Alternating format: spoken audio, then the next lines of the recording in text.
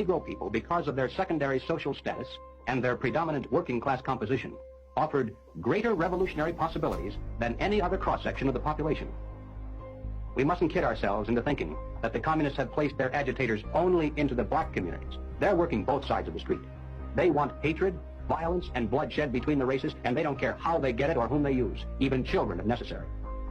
As I'm sure everyone here is well aware, we must not be led into placing the blame for the riots, the civil disorders, on the Negro people of our nation. Even those few who are promoting hatred and violence in the black communities are not themselves the cause. They're merely being used by forces far bigger than they are to promote the violent phase of the revolution in America. We mustn't resort to violence either as a means of furthering political or social goals. And we must do everything humanly possible to discourage others from doing so.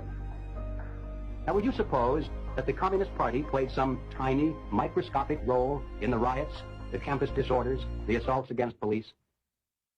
Nothing can be quite so damaging to police morale and efficiency as converting every arrest into a trial of the policeman instead of the criminal. The minute you begin to think along these lines, you'll become the target of a whole barrage of attacks.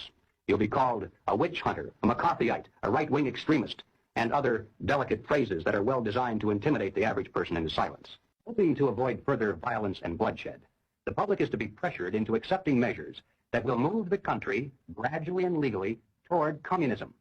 Every time there's a new show of strength, doesn't Congress buckle under the political pressure? And hasn't the country been taking giant strides to the left through our constitutional process?